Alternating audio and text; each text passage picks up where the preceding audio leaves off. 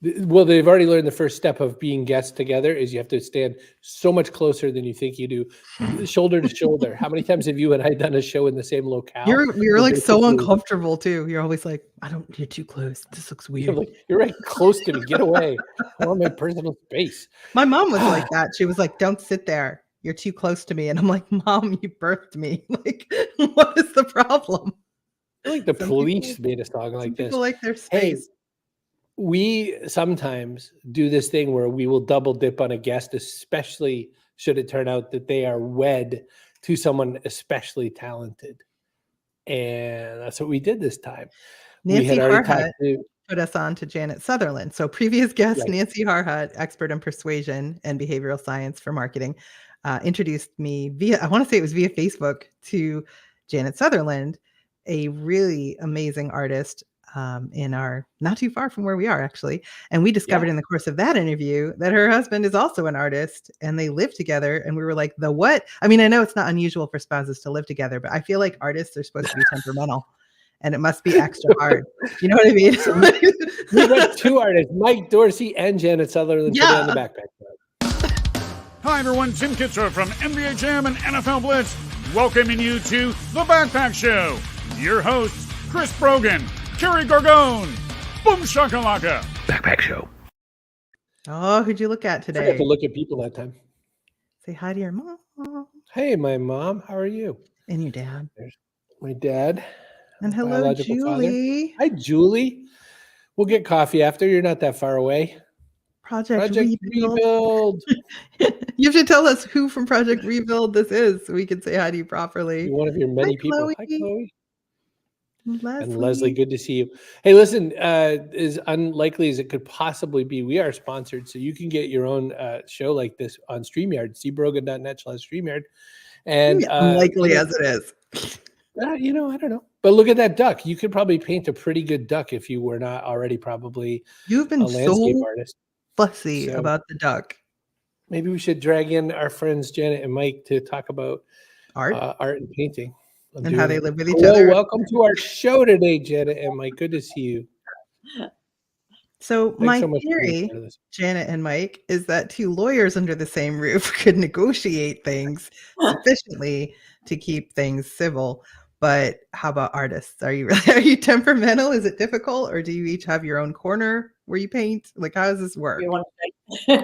It's funny.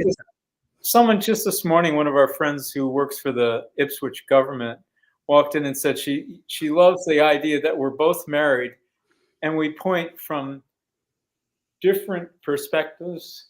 Opposing perspectives on the same thing. So that, like that red house there, Janet was on one side and I was on the other side. Do you fight over position? Like, no, this is my light, get off my corner. You know what's they haven't. No, I think it's so strange that you're drawn to different. We're definitely drawn to different subjects. God, am I the only one who's difficult? Well, I want what I want when I want it. Comes out like that sometimes in these conversations. But when you say that, when you say you were on both sides of the house, are you literally working from the live material at the same time?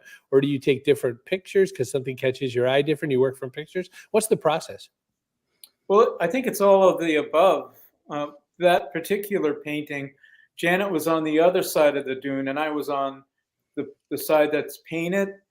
And while we were out there, there was like somebody was doing a hike. And I'm like painting and all of a sudden 20 people are behind me. But we do both because sometimes that happens and you can't concentrate when everybody's telling you what to do until they finally left. So we'll take a picture or we'll sketch it. Well, usually we start sketching because when you start painting on a canvas, the image can move around the canvas so that it's much better to sketch out what you're going to do so that when you go to the canvas, you know where it's going to be. I don't know if that makes any sense. Do you bring your whole family out with you to scope locations? Emily and Ray both are here. We used to go out to Manhegan with. She's sculpting sculptures for the DC mall. We won't get into that. She's doing it. Wow. That's interesting. She'd be a wonderful person to interview. Actually. Let's do it. All right, Emily, you could be a guest in the future if you have enough things to show us. We'll have some fun with that. So, Let's get the whole clan. Art runs in the family. That was the joke where we used to paint together. Oh my God. Oh, fun. Yeah. But do you think it's nature or nurture? Like, is just art in your genes, or is it because they see that you're making a go of painting and it looks like something attainable? When you interview her, you'll have to ask her that question. I don't know. She was totally into it from the first, but there is an addiction to it. Go ahead. But the thing I was going to say about how when we paint outside and then sometimes work from finish it with a photograph, sometimes we're shocked. You cannot, they say like a camera has one eye and no brain. So you take the photograph of what you're painting. Ugh. And then you get it home and like all these things that your brain just kind of got rid of for you. And the thing that you were focusing on, you can't even see. Yeah. Mm.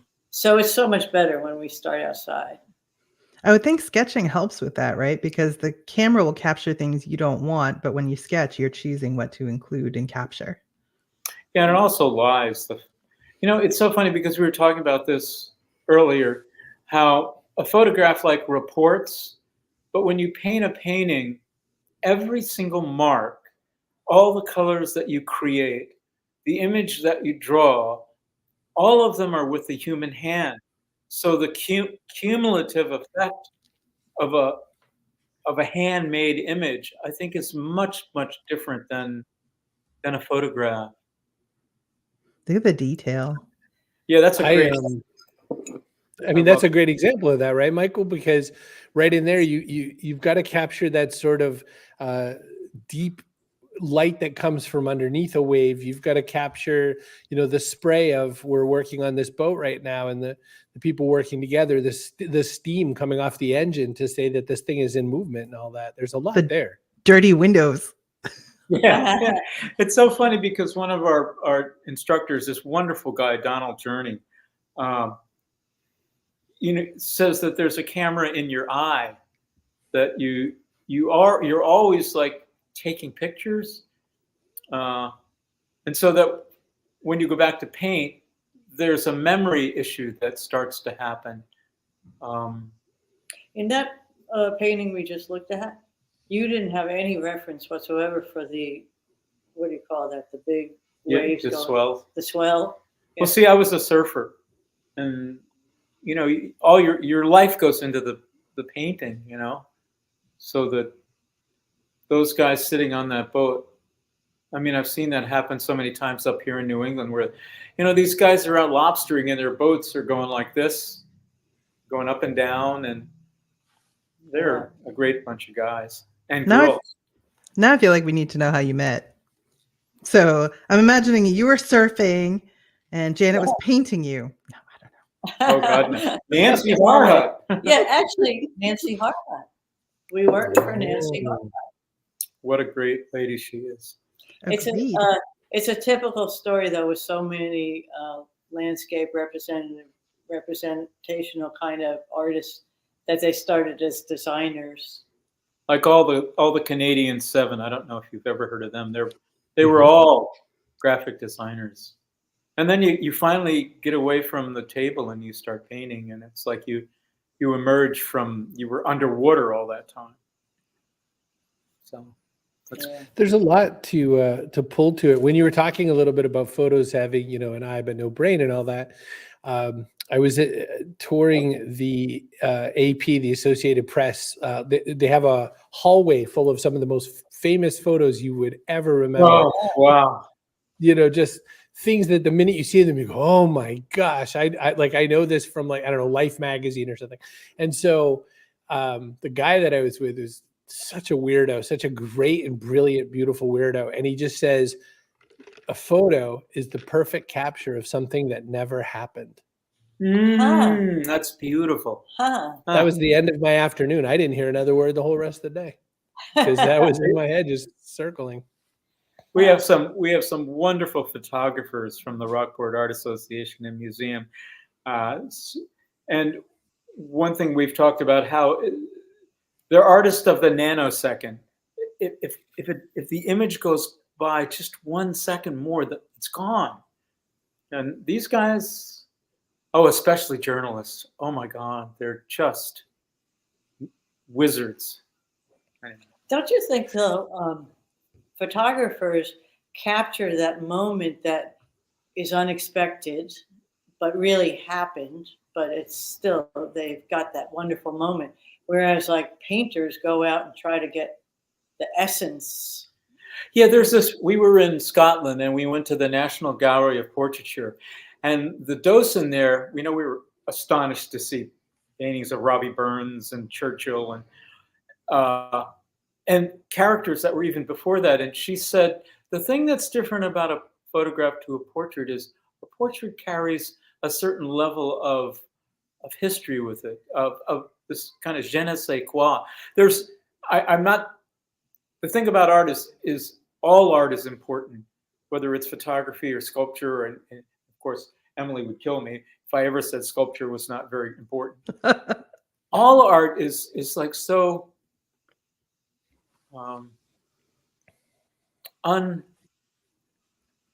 unimaginable.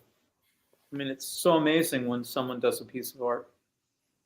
Well, that brings me to a question, Mike, because I clicked originally on your art part of your website, but then I clicked onto your archived section, and I was like, huh, well, here's a difference. See, you know where I'm going. So I click on this section and I go, oh, look, whimsy. This is a space for fantasy, children's book illustration, whimsy, your designer self. But you've, of course, evolved and you choose to represent yourself in a different way. And the kind of company you keep, not only an elbow away from you, but also down the road, definitely probably influences this. Talk about your heart there, though, for a second, Mike. I'm just curious to know, like, the evolution that gets you from there to what you do now. You mean from the kids' book stuff to now? Yeah, like, like it's even in your website, you leave it because you don't want to chuck it, but it's in archived work, and now it's not how you represent yourself anymore. That's for sure. Well, it's a very strange thing about that particular image you showed. It's part of a kid's book that before I knew how to write kids' book, and I have a wonderful friend, Matt Faulkner, who's absolutely brilliant. And he's a well-published author. And studying his books after I did this image for that book, which is called Stop Bothering Me or something, I'm imagining, and it's all about imagination. And the thing that I loved about working on these was that I got to play with the idea of what a child, the vast imagination that a child can have if they're not captured by screens. And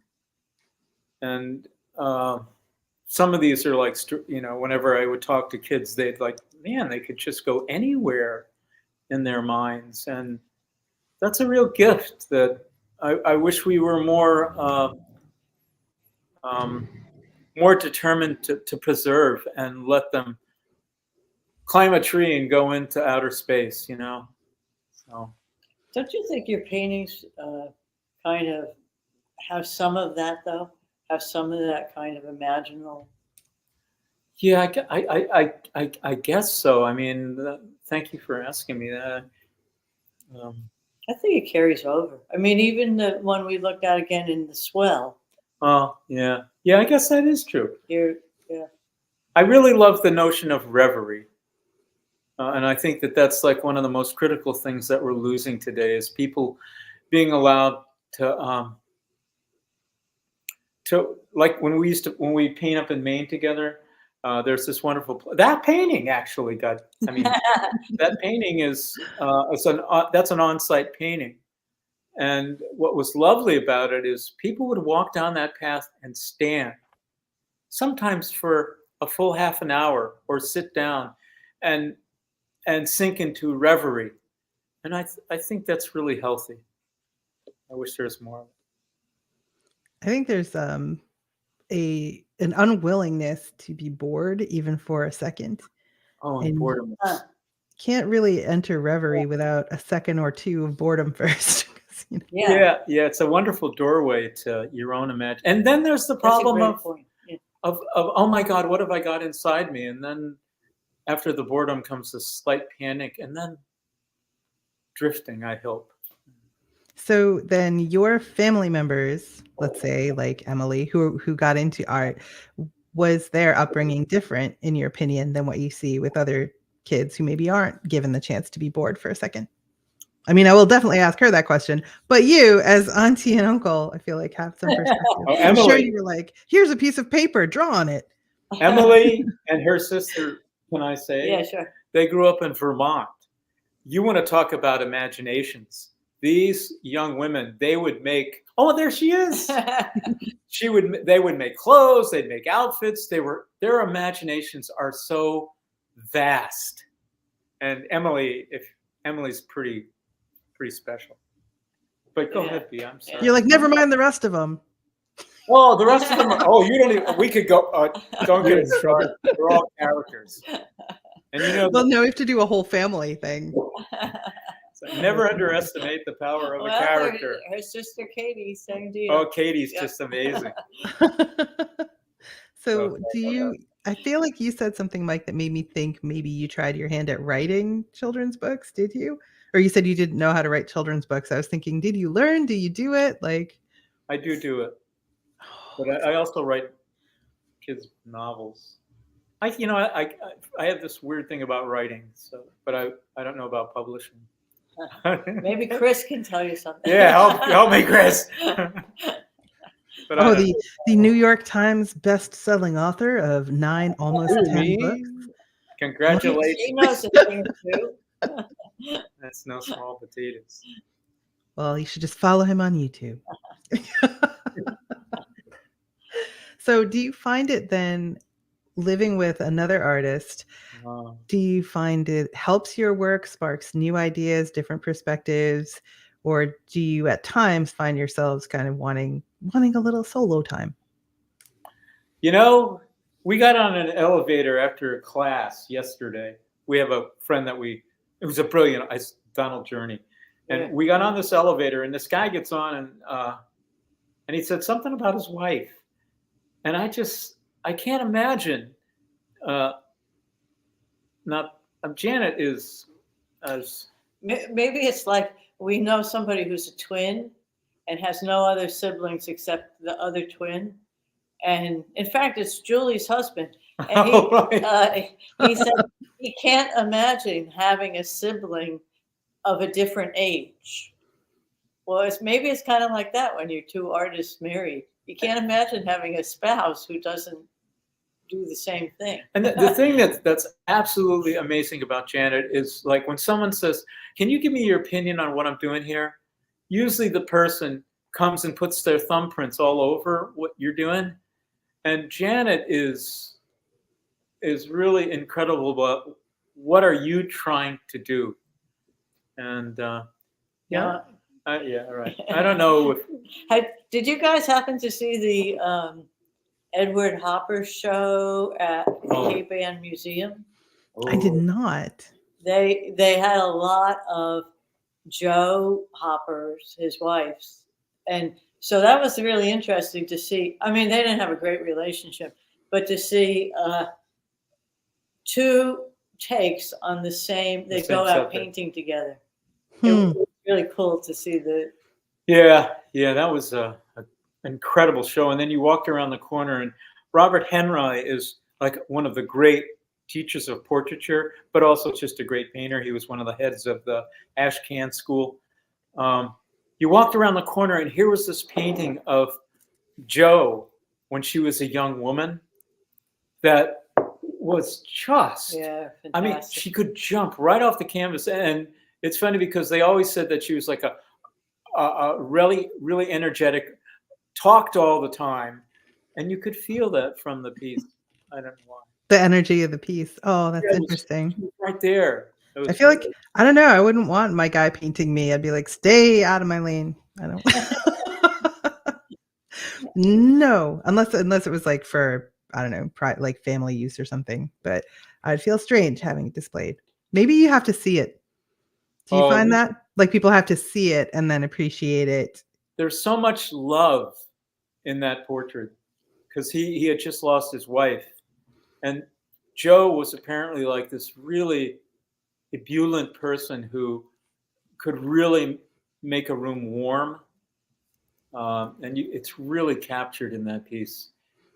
So I'm going a little far afield from that for a second, just to ask about two artists together. You must at some time have decided we're going all in on this, even if we live in a shed together and paint. Like, how are we going to make a living? Both of us as artists. Usually there's that trope of the sort of the struggling artist and then the accountant that they live with. Yeah, we decided we didn't care if the kitchen had the perfect counters and stuff like that. Or the cars were brand new. I mean, to us, a car is like a lawnmower, and we'd rather spend the money on paint, which is not inexpensive. But it's not as if you can make the decision. You just, once you start painting, you're addicted. So it's a gift. It's a double-edged sword. It's such a gift, because people say, "Oh, wow, you're just painting. It must be so much fun." And you want to say to them, get up tomorrow morning at 8 o'clock when you don't really have a ghost of an idea what you're going to do, but you got to go in there and keep on painting. That's the funny thing about art too, an irony that like you work so hard on a painting, and if it's a successful painting, it looks like it's effortless. So people look at it and say, "Oh, that must be fun," and it is. It must have been easy and fun. But I could do it too. Yeah. Yeah, I could do it too. Oh my God, I could so not do it. My sister has a great deal of authors. Oh, stop it. You're so I could write a book. You're a wonderfully talented writer. Everyone knows. No. So doesn't it happen even more for authors? Did you sorry. I'm so amazed that as a professional author with such a great background. Did you ever hear the story about John Singer Sargent when he went to paint, what was his name? William James's brother. William James's brother, the great writer, Henry James. They were close friends. And he's writing to another great painter, maybe, I don't remember her name, but he's saying, I don't know what I'm going to do. In 3 days, I have to paint Henry, and I don't know if I can do it. I mean, this is after a career of painting. John Singer Sargent saying, I don't know if I can paint this well enough. Yeah. So I guess it never leaves, huh? A lot of pressure. I think that's true. I think we endlessly kind of go against our things, and we go against, our demons in our minds and everything like that. We hit the perfect one, and then we go, oh, well, that's it. That was it. I'm never going to make another painting again. How the hell did I do that? That's right. I was looking at, this is such a weird 90-degree angle from what you were talking about, but I was thinking about in the children's work that you did there, I was looking at the watercolor technique you used and what probably looks like salt crystals or whatever to make that kind of precipitation happen, because you pull it back. Well, so people don't think that way. Like, people don't, the difference between watercolor and oil and watercolor and acrylic and all that is lost on the average human. But this is where I tell you it's going to be a super 90-degree. What I was thinking about when I was thinking about this was that, Mike, you mentioned the fact that you were a surfer. You had a very active thing that you were paying attention to. That's the other challenge that people don't think about when it comes to painting. Stillness is required. Focus is required. You have to take all that energy, all that action to learn the techniques. To get motion into a painting requires a mass amount of stillness. Thoughts on that? You take it. It is so true. It's like,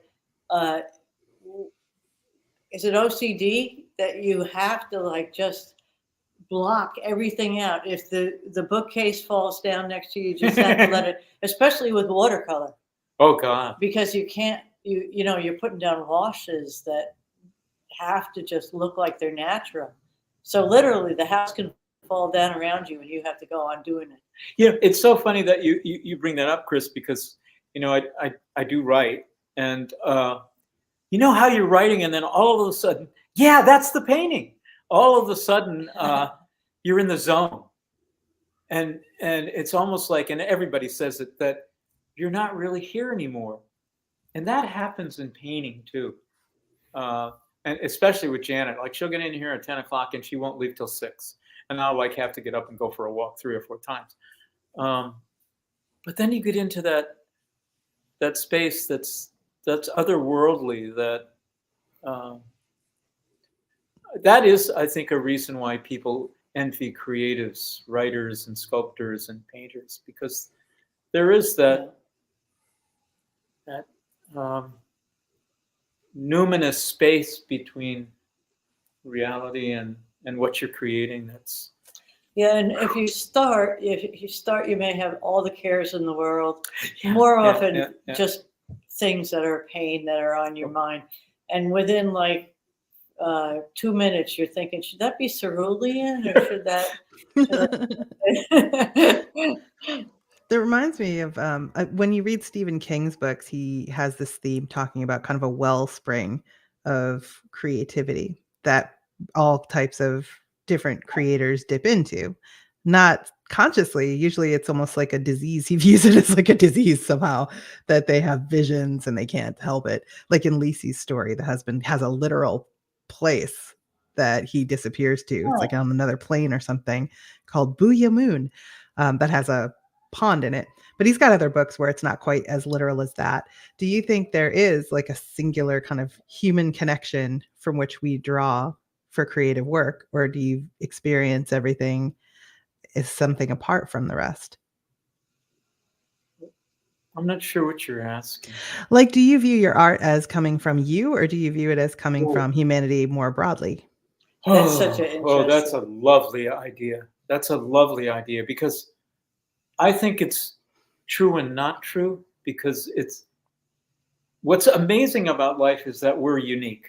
Okay, so we're going to start. Janet will paint differently than I paint, but there is that. What did Thoreau call it? The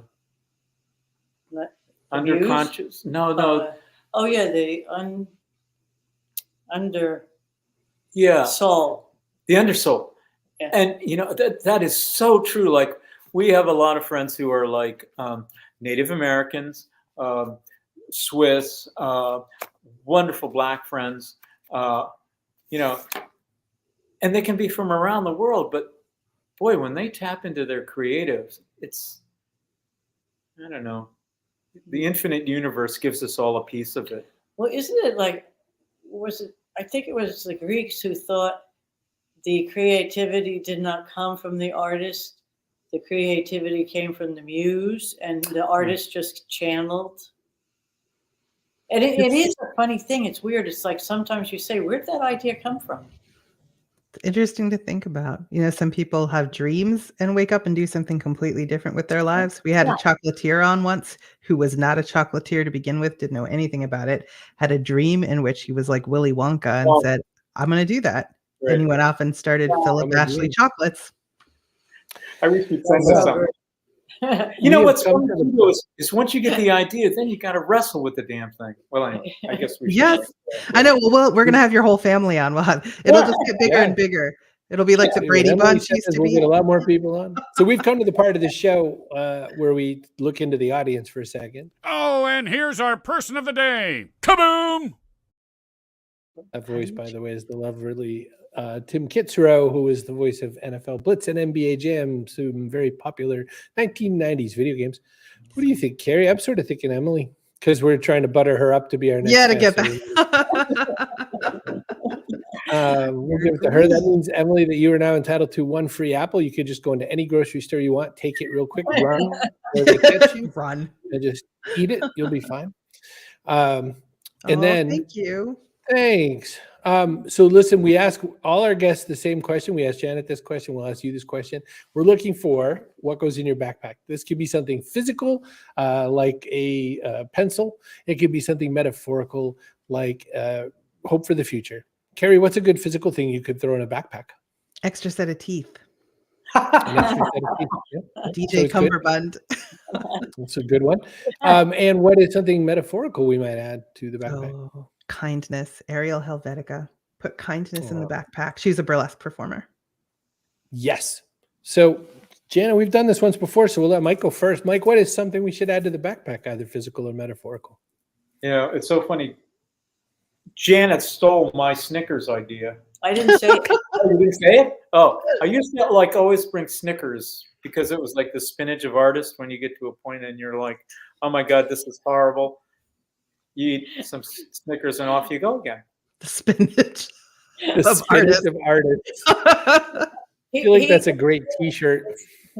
Yeah, I used to bring out cases out to Monhegan so that and all hand the them out. and hand them out. Nice. We could be friends. And Janet, you want to add something else to our backpack for this episode? You want physical or Whatever one you want. I want you to be happy. metaphorical? I think you gotta like be able to. You have to have your own opinion. Ooh, yeah. Don't listen to anyone else's. Oh, wow. Is he way ahead of you? Crushed it. He was shaking his head. Kerry's Uncle Mike was Uncle Phil. Sorry, was an artist of a different kind, wasn't he? He was a musician. My sister's an artist, likes to draw things, and she was still convinced to this day that something she drafted for an ad got stolen.